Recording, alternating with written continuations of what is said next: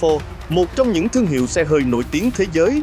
Nhưng bạn có biết, đằng sau những chiếc xe Ford lăn bánh trên khắp hành tinh này, có một thành phố đã làm thay đổi cả ngành công nghiệp ô tô nước Mỹ. Không phải New York, không phải Los Angeles, mà là một thành phố nằm bên bờ sông Detroit, nơi từng được mệnh danh là thủ đô ô tô của thế giới. Đây chính là Detroit, thành phố của Ford, General Motors và những dây chuyền sản xuất ô tô từng làm nên một thời kỳ huy hoàng của nước Mỹ.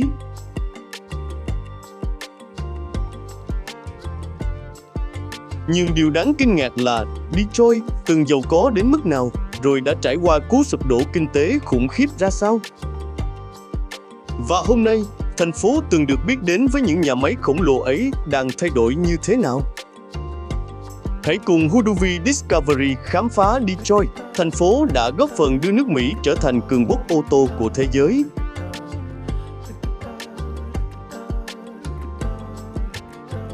Từ góc nhìn vệ tinh, Detroit nằm ở bang Michigan, trên tuyến đường thủy nối hồ St. Clair với hồ Erie, thuộc hệ thống ngũ đại hồ Bắc Mỹ.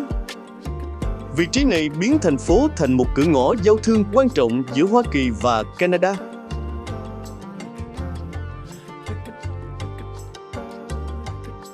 Từ cuối thế kỷ 19, đường sắt, đường thủy và nguồn lao động dồi dào đã tạo điều kiện để ngành công nghiệp phát triển mạnh mẽ. Đó là nền móng để Detroit bước vào chương quan trọng nhất trong lịch sử của mình. Đầu thế kỷ 20, một kỹ sư tên Henry Ford đã thay đổi thế giới. Không phải vì ông phát minh ra ô tô, mà vì ông biến ô tô từ một sản phẩm xa xỉ thành phương tiện mà tầng lớp trung lưu cũng có thể sở hữu. Với dây chuyền lắp ráp chuyển động được áp dụng quy mô lớn tại nhà máy Highland Park, thời gian sản xuất một chiếc Model T giảm đáng kể, mở ra kỷ nguyên sản xuất hàng loạt. Từ Detroit, mô hình này nhanh chóng được nhiều ngành công nghiệp trên thế giới học hỏi. Không quá khi nói rằng Detroit không chỉ sản xuất xe hơi. Detroit đã góp phần thay đổi cách con người sản xuất mọi thứ. Theo thời gian, 3 tập đoàn lớn Ford, General Motors, Chrysler đã đưa Detroit trở thành trái tim của ngành công nghiệp ô tô Hoa Kỳ. Hàng trăm nghìn người từ khắp nơi đổ về thành phố để làm việc. Những khu dân cư mới mọc lên. Các nhà máy hoạt động ngày đêm. Detroit trở thành biểu tượng của giấc mơ công nghiệp Mỹ trong suốt nhiều thập kỷ. Muốn hiểu câu chuyện ấy rõ hơn, không nơi nào phù hợp hơn The Henry Ford tại Dearborn, thuộc vùng đô thị Detroit.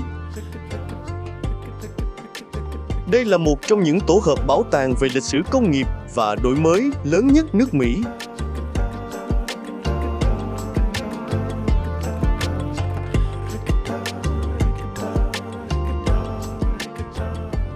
Bên trong không chỉ có những mẫu xe Ford đầu tiên, mà còn lưu giữ nhiều hiện vật gắn với lịch sử Hoa Kỳ. Từ đầu máy xe lửa, máy móc công nghiệp cho đến các phát minh đã thay đổi cuộc sống con người. Ngay bên cạnh là Greenfield Village, nơi tái hiện nhiều công trình lịch sử và môi trường làm việc của các nhà phát minh nổi tiếng. Đó là nơi quá khứ không chỉ được trưng bày, mà được tái hiện để người xem có thể cảm nhận.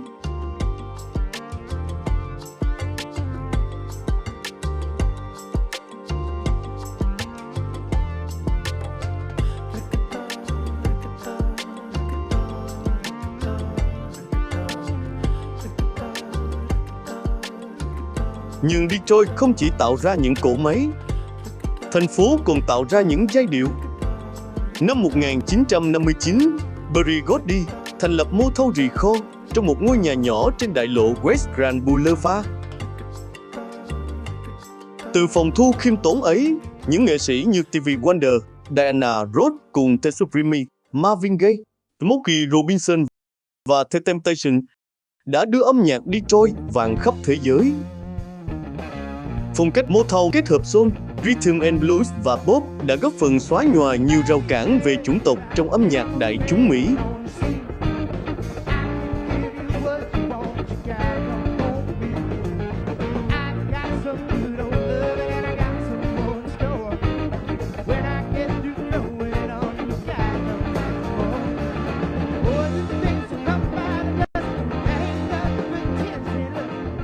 Ngày nay, Motown Museum còn được biết đến với cái tên Hitsville USA, vẫn giữ nguyên phòng thu nơi nhiều bản hit huyền thoại ra đời. Ở đó, âm nhạc không chỉ được nghe, nó được cảm nhận như một phần của lịch sử.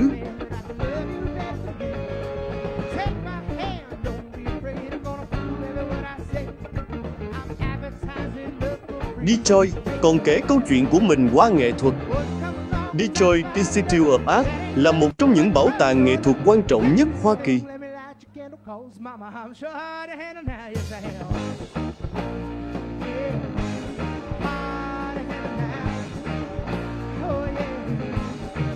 Điểm nổi bật nhất là bộ tranh tượng Detroit Industry Mural của họa sĩ Diego Rivera, được hoàn thành vào đầu thập niên 1930. Tác phẩm mô tả công nhân, máy móc và dây chuyền sản xuất với quy mô đồ sộ. Đây không chỉ là nghệ thuật, mà còn là một bản ghi chép bằng hình ảnh về thời kỳ hoàng kim của nền công nghiệp Detroit.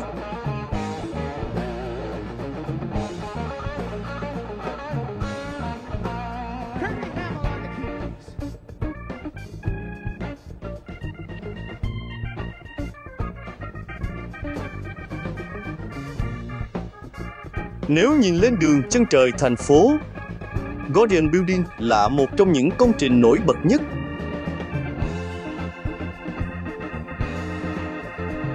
Hoàn thành năm 1929, tòa nhà là kiệt tác của phong cách Art Deco với nội thất phủ đầy gạch men, màu sắc, kính màu và các họa tiết, lấy cảm hứng từ văn hóa bản địa.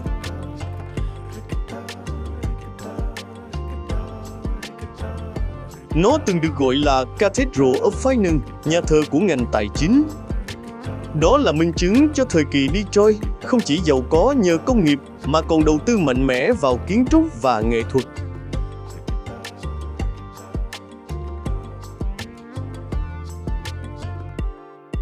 Tuy nhiên, lịch sử của Detroit không chỉ có thành công.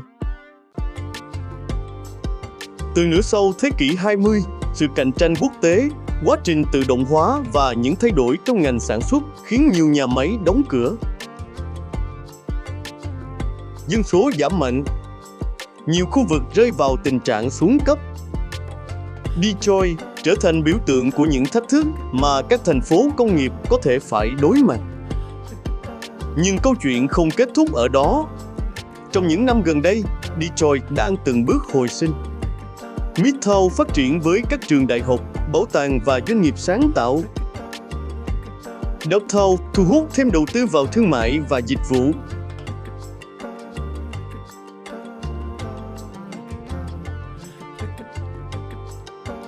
Eastern Market, một trong những chợ nông sản hoạt động lâu đời nhất nước Mỹ, trở thành điểm hẹn của nghệ sĩ, nông dân và cộng đồng địa phương. Những bức tranh tường đầy màu sắc phủ lên các bức tường cũ. Những nhà kho được cải tạo thành quán cà phê, phòng triển lãm và không gian khởi nghiệp. Detroit đang chứng minh rằng một thành phố có thể viết tiếp chương mới mà không cần quên đi quá khứ. Ẩm thực nơi đây cũng mang một dấu ấn riêng. Detroit Style Pizza có đế dày hình chữ nhật, lớp phô mai được nướng đến khi caramel hóa ở viền bánh, tạo nên độ giòn đặc trưng. Khác với pizza New York mỏng và gập được, hay pizza Chicago sâu lòng, phong cách Detroit phản ánh chính tinh thần công nghiệp của thành phố, mộc mạc, chắc chắn nhưng đầy cá tính.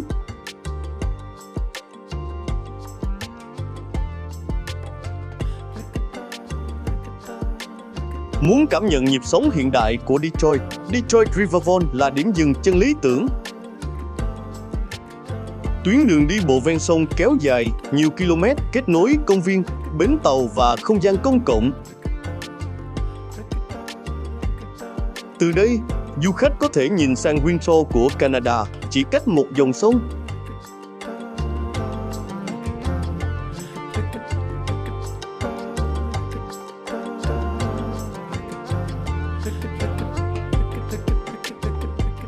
Đó là lời nhắc rằng Detroit luôn là một thành phố kết nối giữa hai quốc gia, giữa quá khứ và tương lai.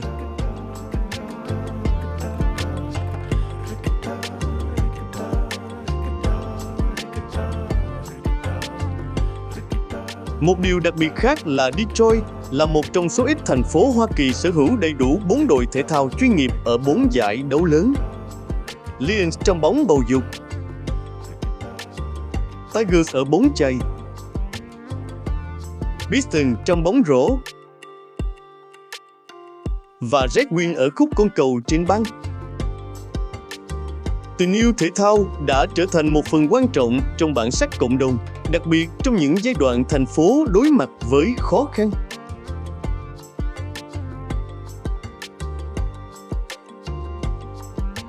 Nhìn từ vệ tinh, Detroit chỉ là một thành phố nằm bên dòng sông nối hai hồ lớn.